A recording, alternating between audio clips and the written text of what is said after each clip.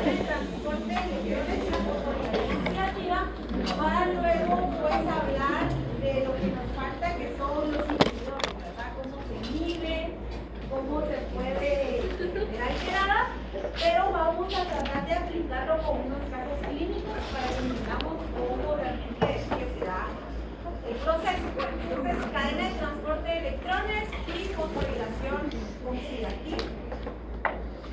Ayer estábamos viendo que son dos eventos diferentes, pero que pasan en el mismo lugar. Entonces, si pusiera, no hemos traído todavía la hoja, ¿verdad? Para que la llenen.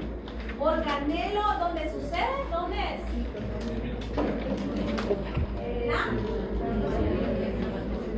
La madera, ¿no lo ves? La cresta de la membrana interna mitocondrial. Bueno, entonces el lugar va a ser en la membrana interna mitocondrial, específicamente en las crestas, ¿verdad? Y hablamos que eso aumentaba entonces la superficie de la mitocondria en su membrana interna y vamos a tener más espacio para realizar la fosforilación y la del transporte eléctrico. Entonces tenemos que la membrana interna va a tener compartimientos, una membrana externa, una interna y el espacio intermembrana. Entonces las crestas incrementan la superficie mitocondrial favoreciendo el espacio para la síntesis de ATP. Y hablábamos que entonces la membrana interna tenía esa característica de ser impermeable. Iba a dejar el paso de algunos iones, de algunas sustancias a través de transportadores, ¿verdad? Entonces la cadena de transporte de electrones iba a ser el componente final de la respiración aeróbica y es la única parte del metabolismo de la glucosa donde utilizamos oxígeno como aceptor final de electrones. Entonces se posee una serie de reacciones en que los electrones pasan rápidamente de un complejo a otro, donde el oxígeno al final sabemos que va a producir agua. Entonces la cadena de transporte de electrones, ustedes saben que va a ser ese sistema de complejos que al final va a llegar a la creación o la síntesis de ATP, lo que conocemos como fosforilación oxidativa. Entonces, ¿qué era? Fosforilación oxidativa. Y vimos esto. La membrana externa, el espacio intermembrana, la membrana interna. Sabemos que el NAD viene de la glucólisis y vamos a entrar al complejo 1. Cuando entraba dejaba salir 4 hidrógenos o protones. Luego pasábamos a la coenzima ubiquinona, luego pasamos al complejo 3, luego vamos al citocromo y al complejo 4, ¿verdad? Y ahí era donde estaba la formación de agua. Bueno, y luego pasamos a hablar de la ATP sintasa. Cuando hablábamos del FAT, decíamos que el FAT iba a empezar en el complejo 2. Del complejo 2 iba a pasar a la ubiquinona, luego al complejo 3, citocromo y al complejo 4. Lo que podemos ver aquí, ¿verdad? Si hablamos solo de la cadena de transporte de electrones, es que yo voy a tener 4 complejos estáticos, o sea que siempre van a estar en el mismo lugar. Pero voy a tener 2 complejos móviles, que son las coenzimas. Porque la coenzima Q tiene que pasar del complejo 1 al complejo 3. Y también tiene que pasar del complejo 2 al complejo 3. Entonces tiene que poder moverse. Igual, ¿verdad? El citocromo tiene que pasar del 3 al 4. Entonces vamos a tener 2 que son móviles y 3 que son, pero 4 que son estáticos. ¿Y sabíamos que la ATP sintasa también se iba a conocer como complejo? Sí. Bueno, entonces, la forma en que se transportan los electrones. Sabemos que el NAD va a pasar del complejo 1 a la coenzima Q, de la coenzima Q al complejo 3, al citocromo y al complejo 4. Y el FAT va a pasar, ¿verdad?, del complejo 2 a la coenzima Q, al complejo 3, al citocromo y al complejo 4. Bueno, si hablamos de la energía de Gibbs, la energía que se está produciendo, sabemos que el NAD es el que va a producir mayor cantidad de energía porque va a producir aquí el bombeo de 4 protones, que en cambio el NAD va a producir menos energía porque va a empezar en el complejo 2 con el bombeo de 4 protones. ¿Qué quiere decir eso? Que la cadena de transporte de electrones va de alta energía a una baja. Y aquí está. Entonces empezamos por el primero. Entonces, empezábamos con el NAD. Sabíamos que el NAD le pasaba los electrones ¿a quién? A la ubiquinona. De la ubiquinona pasaba al complejo hierro, azufre, y ahí le pasamos los electrones a la coenzima Q. Eso va a permitir que 4 protones salgan al espacio hierro. ¿Cuál decíamos que era el objetivo de la cadena de transporte de electrones? Cambiar el gradiente de concentración. Las dos cosas, mover electrones y cambiar el gradiente electroquímico. Ahorita vamos a hablar acerca de eso. Bueno, creo que eso ya está más que claro. Igual aquí cuando usábamos el FAT, ¿verdad? Sabemos que el objetivo al final era que se diera esto. Entonces vimos el ciclo de Krebs. Y el ciclo de Krebs iba a producir los NAD para ir al complejo 1, pero también me va a producir el FAT, ¿verdad? Para ir al complejo 2. O sea que ambos procesos se están dando al mismo tiempo. Y el objetivo es llegar a la ATP sintasa. Entonces, el complejo 1 es estático. Vimos que estaba formado por la riboflavina y que iba a estar la enzima que catalizaba esa reacción iba a ser la NAD-deshidrogenasa. ¿Está claro ahí? El siguiente entonces era que tenía que poder aceptar, ¿verdad?, los electrones que iban a ir en los protones, pasarlos al espacio intermembrana. Bueno, el complejo 2 también es estático. Hablábamos que lo que más iba a tener es hierro-azufre, tiene más o menos como de estas uniones como 8. Y la enzima para esta reacción era la succinato deshidrogenasa y vamos a convertir el succinato en fumarato. O sea que aquí está unido el ciclo de Krebs, ¿verdad? Aquí exactamente está unido. Porque esta misma reacción está produciendo estos productos y este fumarato y este fumarato. La ubiquinona, sabemos que es la móvil, la coenzima móvil que va a pasar del complejo 1 al complejo 3 o del complejo 2 al complejo 3. Bueno, luego hablamos de que es la succinato deshidrogenasa que forma este complejo, lo que no produce tanta cantidad de ATP o menos cantidad de ATP. Entonces el complejo 3 es estático y va a estar formado de, hablamos del complejo 5, el complejo B y otra vez hierro-azufre, ya el transporte de electrones. Entonces, lo que estamos viendo aquí es la integración de todo. O sea, vamos desde glucosa, la descarboxilación del piruvato, entramos lanzaderas, ciclo de Krebs, fosforilación, cadena de transporte de electrones y terminamos con fosforilación oxidativa. Entonces así va a venir en el examen, ¿verdad? Como secuencia y ustedes van a interpretarlo.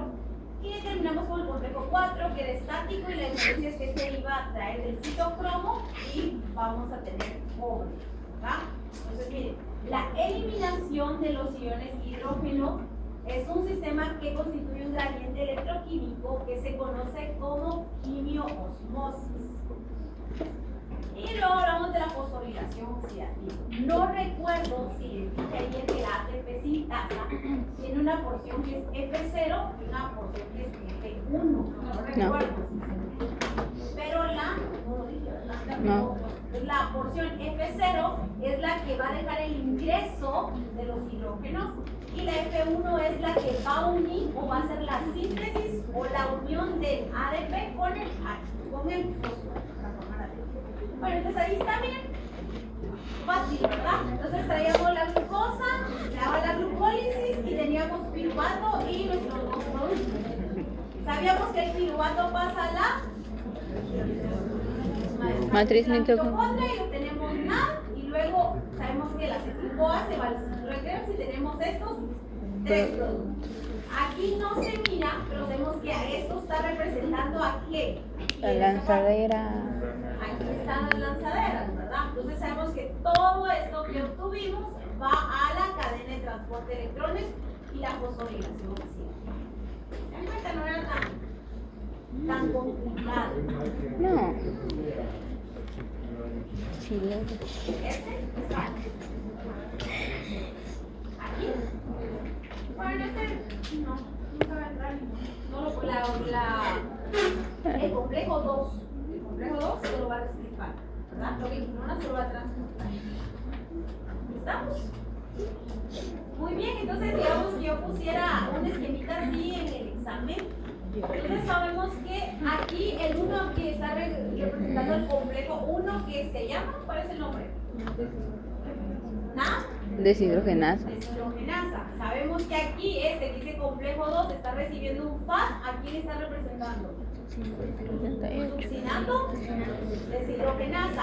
Ambos van a ser transportados por la nona. Pasan al complejo 3. Ambos son transportados por el citocromo y ambos llegan al complejo 4 y ahí es donde se forma agua. ¿Verdad? Está fácil. Bueno, entonces ahora vamos a ver los desacopladores y los acopladores.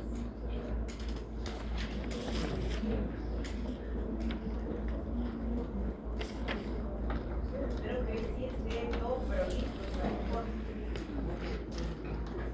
De lunes, ¿va? Inhibidores.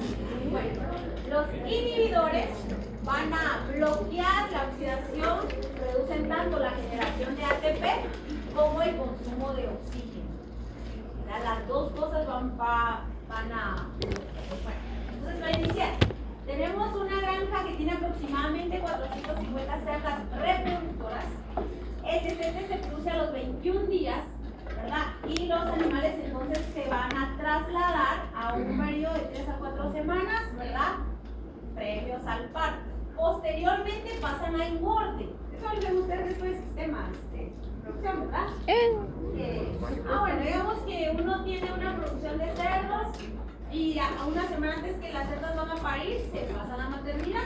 Cuando están en maternidad pueden estar ahí solo 21 días y en 21 días los cerdos pasan a, como que se suben, es que ya no están en el suelo. A los 21 días es el destete y las cerdas regresan otra vez para empezar el ciclo de la inseminación. Entonces este es como que podríamos decir como el esquema de la granja. Entonces ustedes saben que las granjas de cerdos siempre van unidireccional, o sea yo no puedo mezclar los sistemas, entonces habíamos de gestación a engorde y tienen que salir. Bueno, entonces la primera visita se entra a la granja, ¿verdad? Es una visita de rutina y los dos últimos lotes de destete se miran que tienen un buen aspecto. No había mortalidad, tan solo habían transcurrido de 2 a 5 días con atención. El último del destete, por lo que se dio una importancia relativa al tema, o sea, ¿qué estaba pasando? ¿Verdad? En la segunda visita, tras observar a los animales con respecto al anterior descrito, aproximadamente del 60 al 70% estaban afectados.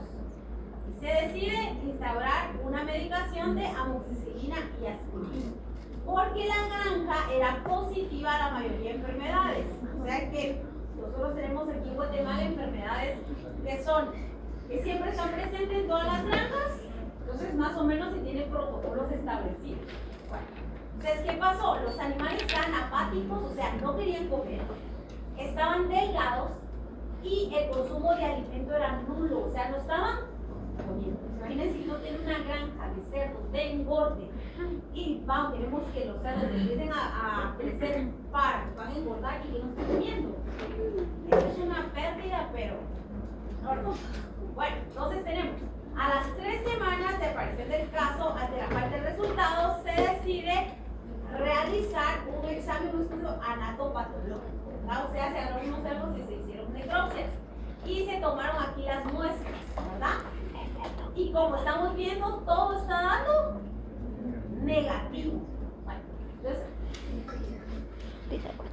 cuando todo da negativo a una infección, entonces nosotros pensamos rápido en algo que sea infección metabólica.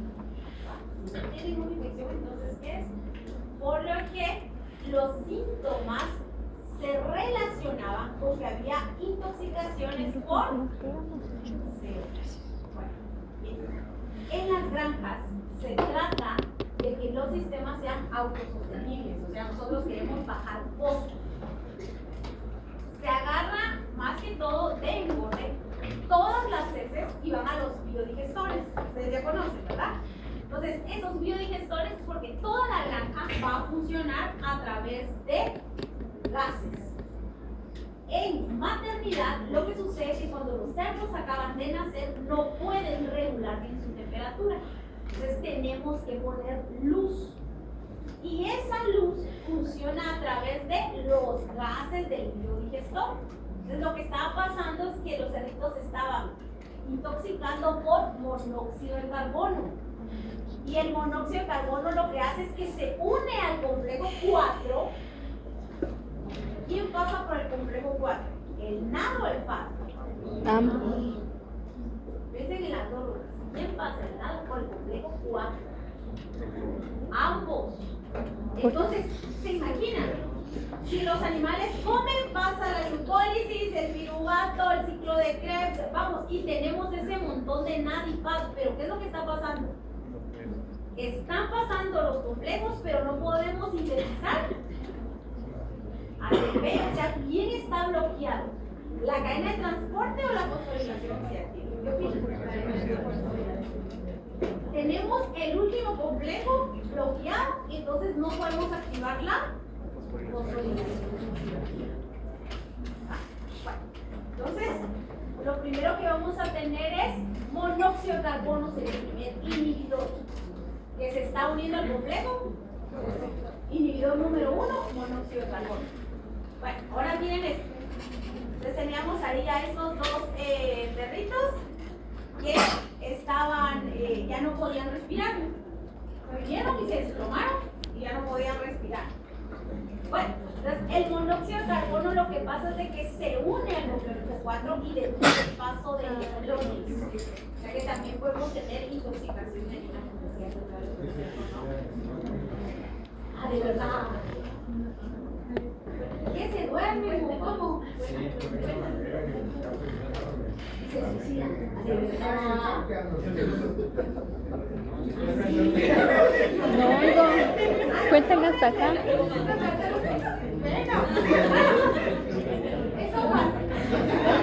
¿Qué dijo? No vimos hasta acá. Cuenten el chiste. Entonces, ¿qué es lo que hace las personas que se están suicidando así? ¿Qué es lo que hacen? O sea que están bajando la energía, ¿verdad? La energía en un momento. Pero no solo la energía, porque dijimos que el objetivo de esto era respiración, ¿verdad? Unir el oxígeno ¿con qué?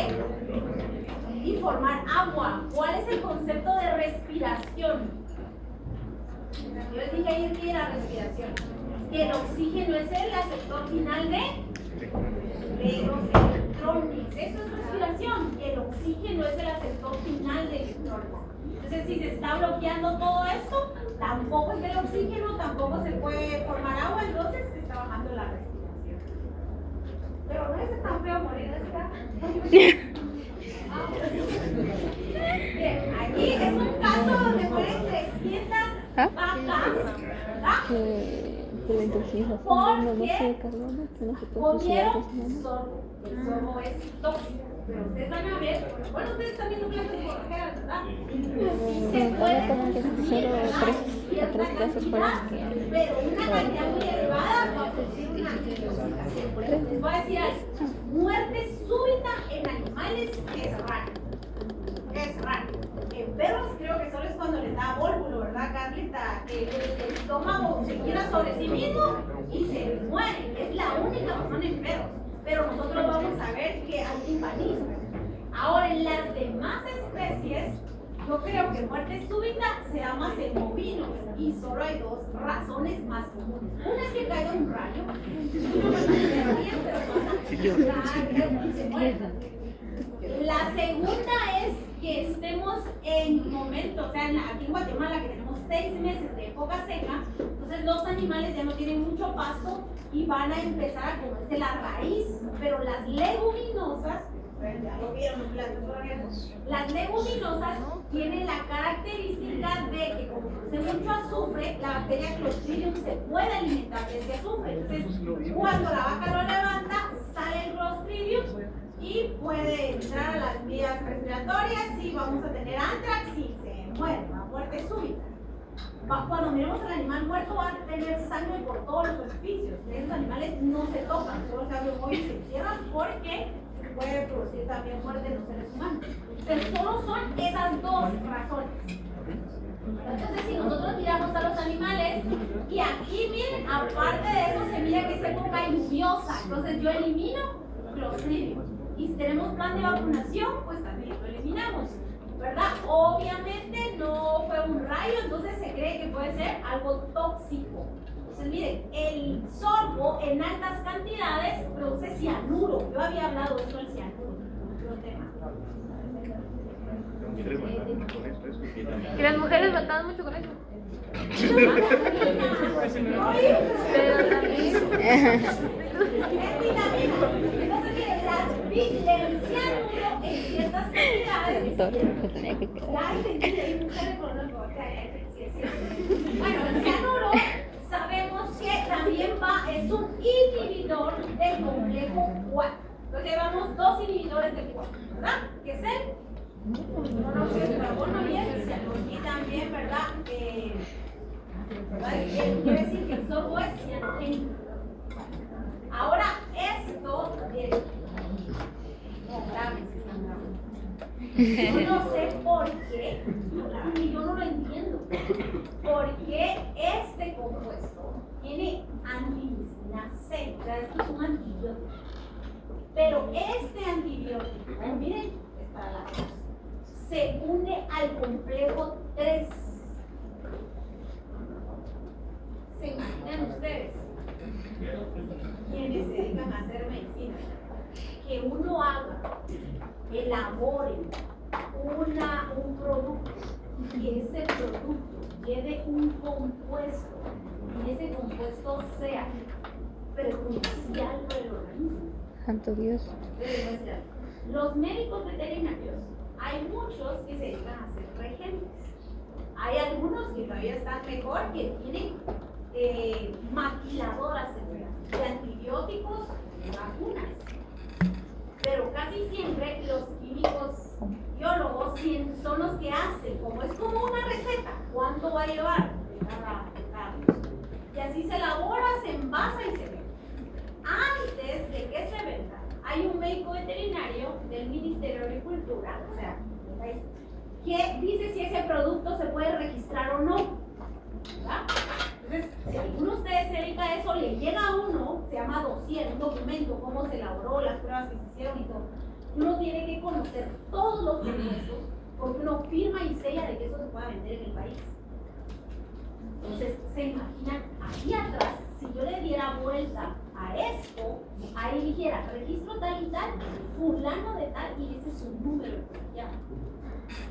O sea, que no es solo que yo así, entonces, lo que sea que le pongamos a nuestros pacientes, ustedes van a elaborar cosas y van a ser referentes de empresas, tenemos que estar seguros de que estamos haciendo.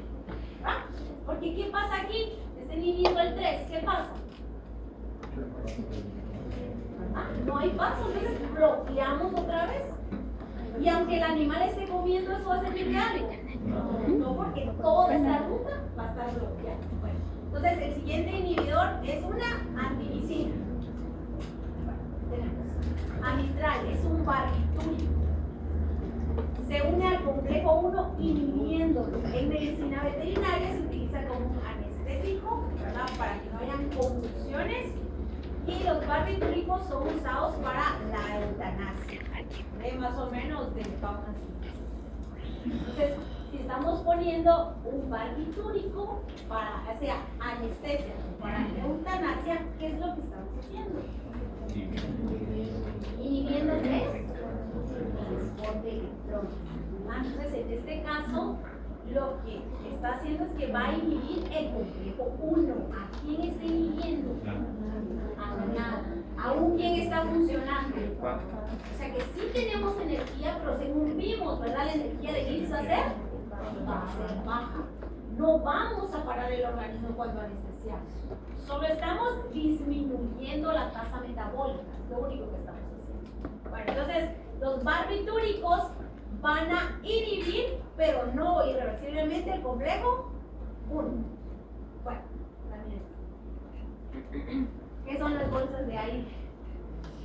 que el compuesto que se encuentra en las bolsas de aire de los carros se unen al complejo 5 inhibiéndolo. ¿Quién es el complejo 5? No se crea el ATPase. Entonces, esto que está aquí adentro, ¿a quién bloquea? A la cadena de transporte o la fosforilación oxidativa. Tal vez la gente se desmaya. Bueno, ahora desacopladores.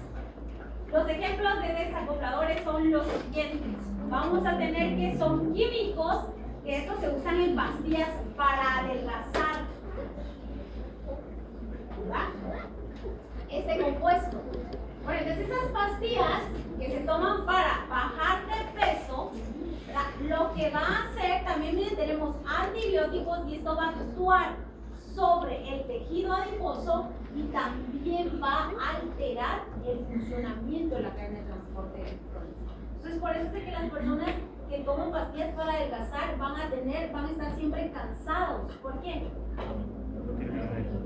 No se está produciendo energía.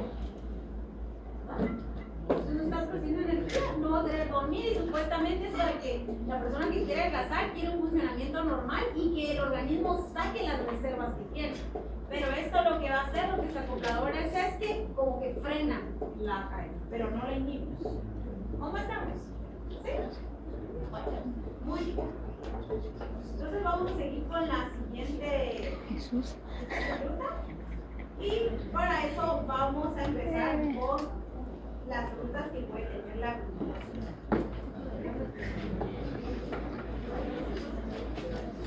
Y vamos a iniciar con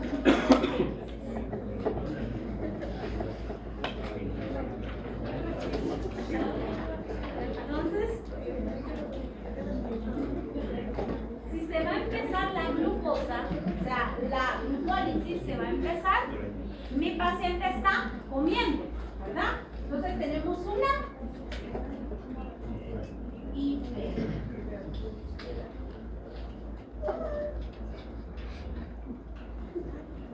Ya la glucosa está alta. ¿Cómo están las hormonas? Bien.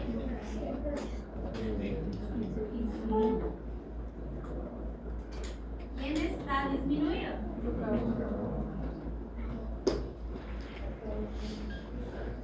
Bueno, entonces ustedes saben que tenemos la glucólisis activa. Entonces, después de glucólisis, ¿cuál es lo que sigue? El piruvato, vuelvo a ese piruvato. Bien, vuelvo a acetil OA y luego empezamos el ciclo. Todos esos NAD, PAD,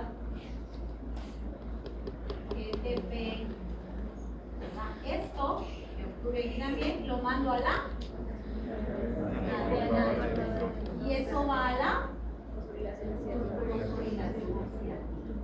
Y tenemos un problema.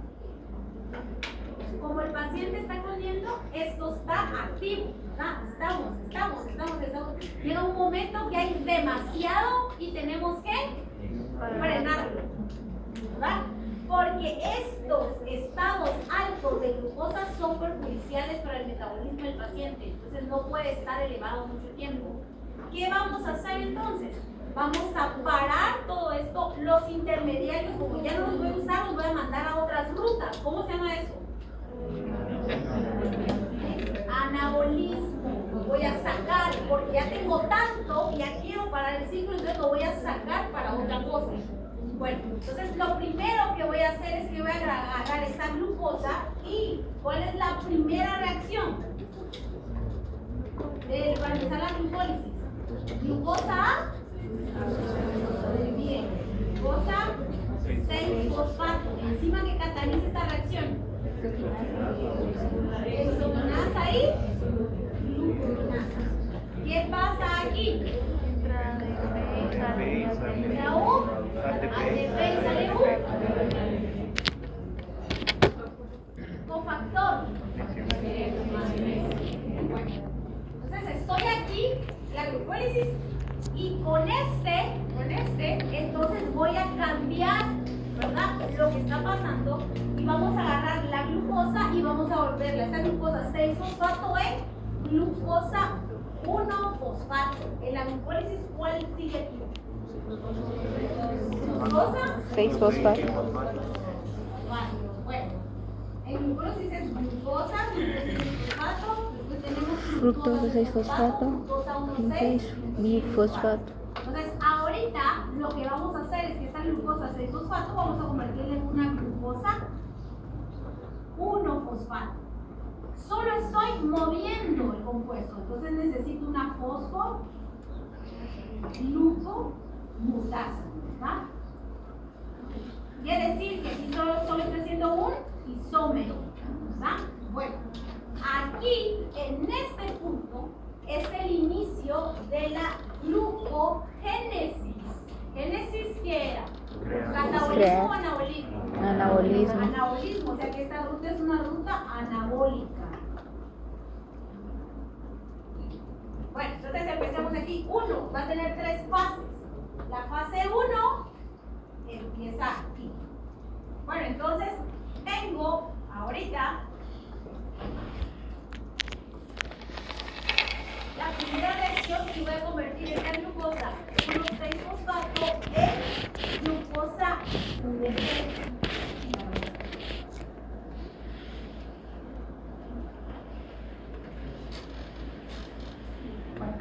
Esta reacción va a ser también, va a venir aquí una UDP,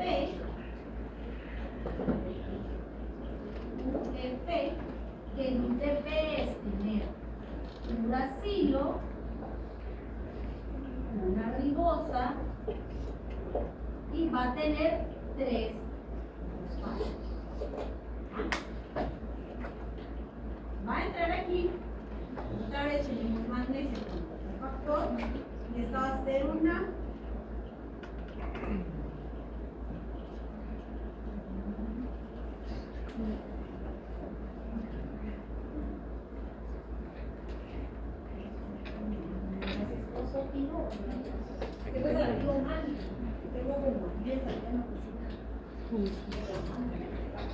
Entonces tenemos aquí, estamos viendo esto, ¿verdad? Todo aquí, ¿verdad? Esto ya lo saben, tiene transporte de electrones y ahorita vamos a empezar aquí, glucogénesis, que es la formación de glucógeno. ¿En dónde se da? Se va a dar los que más utilizan glucógeno es, ustedes saben, hígado y también el músculo esquelético. En la bioquímica 1 vimos que el hígado, el 10% de su peso es del músculo, del 1 al 2% es glucógeno. Pero el corazón, lo van a ver ahorita que lleven histología 2, el corazón también almacena glucógeno. El cerebro también puede trabajar con glucógeno. El embrión, ¿verdad? Tiene que poder hacer glucogénesis y también los glóbulos rojos y los riñones. Bueno, y aquí están, ¿verdad? Los dos. Eso se los quería decir un ratito, pero no quiero que la encima. Entonces, sí, vamos a tener que la glucosa, o sea, va a entrar para empezar glucogénesis. En el hígado usamos el GLUT2 que no es dependiente de insulina. Pero para que el músculo pueda guardar glucosa y convertirla en glucógeno, sí necesita insulina. Por eso es de que la insulina está elevada para que el músculo pueda hacer glucógeno, pueda guardarlo. Pero el hígado no necesita que haya presencia de la insulina. Entonces estamos aquí, ¿verdad? Entonces la característica es una ruta anabólica, donde el objetivo de la ruta es la síntesis de glucógeno. Esta sucede en el citosol. ¿Quién más sucede en el citosol? Glucólisis, ¿verdad? ¿Por qué? Porque sabemos que el que va a entrar a la matriz mitocondrial va a ser el piruvato. Bueno, entonces estamos aquí, estamos diciendo que estamos formando de glucosa 6-fosfato, que es igual que la glucólisis, y aquí estamos, ¿verdad? Fosfoglucomutasa, solo estamos cambiando el fosfato del 6 al carbono 1, si era así.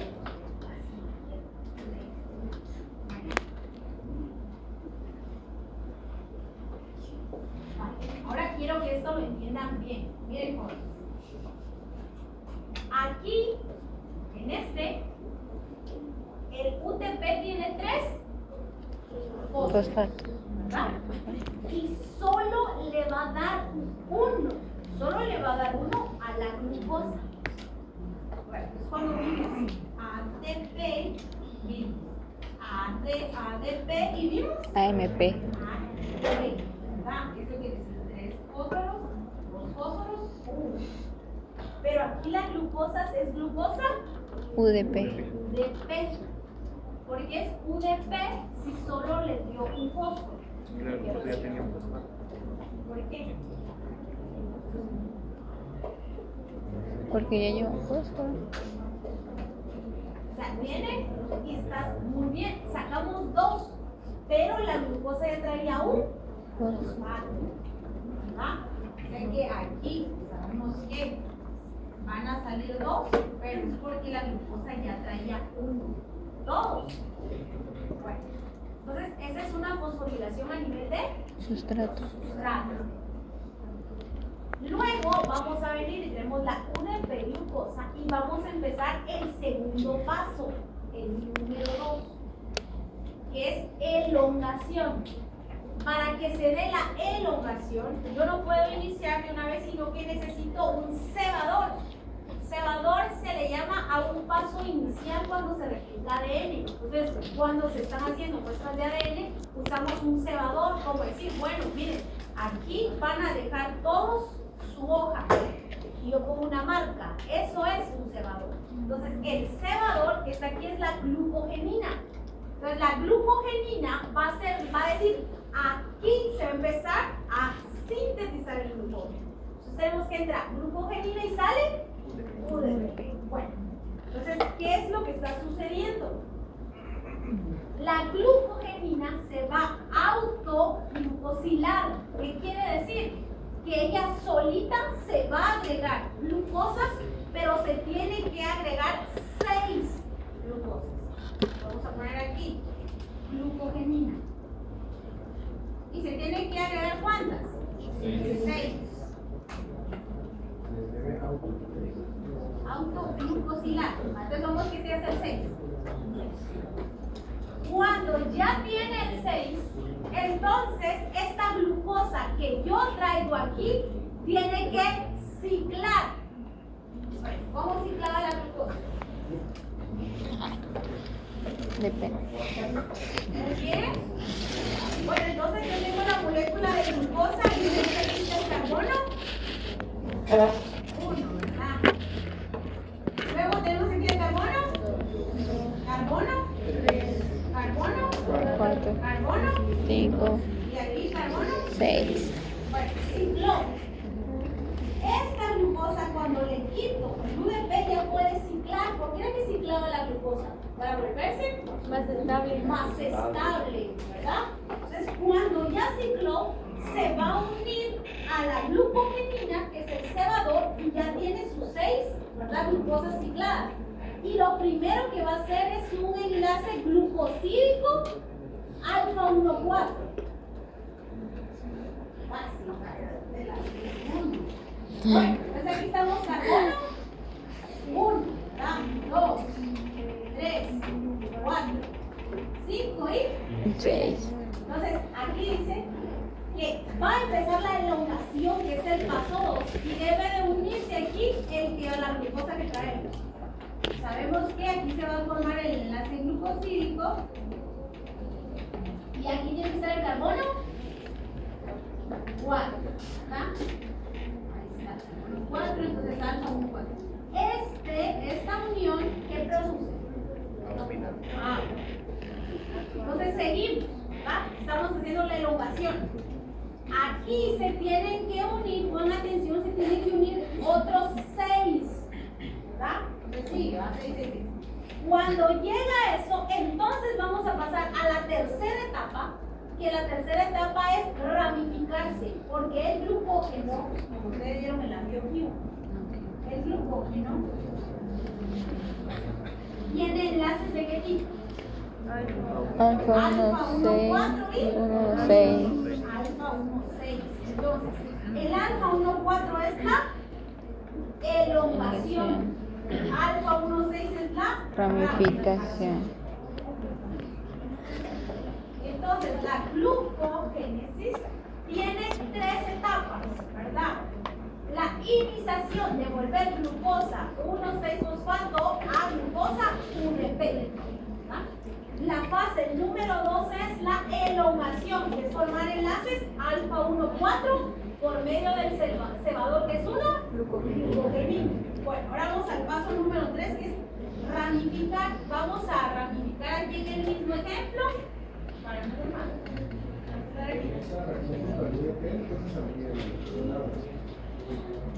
No. Luego va a salir aquí, digamos que es la. Después lo segundo. La ecuación.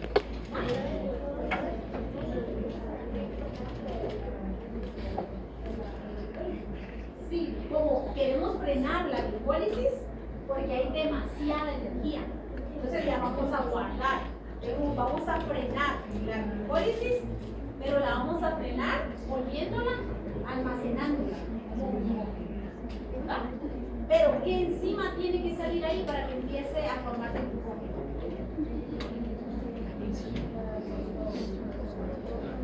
Porque este se puede volver en fructosa, pero yo no voy a dejar, lo voy a cambiar la estructura y volverlo glucosa 1,6-fosfato. Bueno, ¿cómo hacemos? ¿Sí? Entonces ahora vamos a ramificar. Y yo puedo ramificar, pero la ramificación es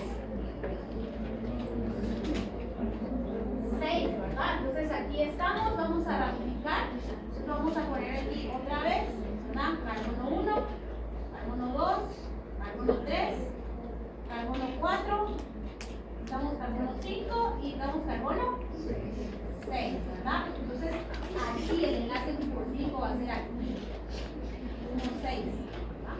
Y estos van a empezar aquí y al mismo tiempo vemos que la otra va aquí.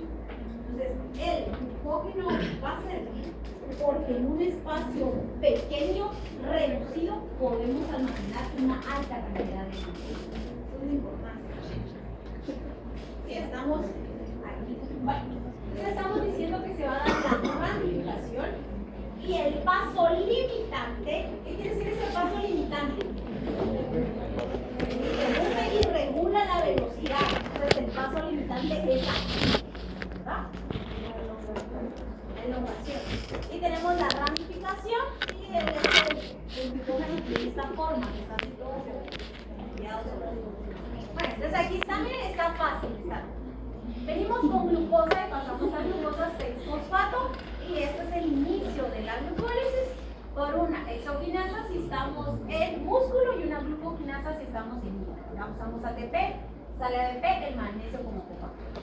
Sabemos que en glucosa 6-fosfato vamos a venir a utilizar una mutasa para que se dé el inicio, ¿verdad? Que es de glucosa 1,6-fosfato a UDP glucosa, ¿verdad? Llega el UDP.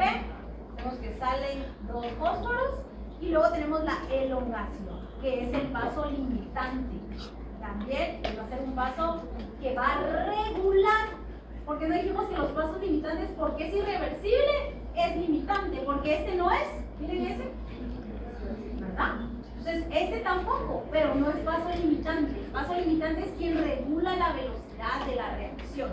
Bueno, entonces sabemos que viene la elongación, donde es el paso limitante, y luego la ramificación. Ah, bueno, hasta allá. Otro es para...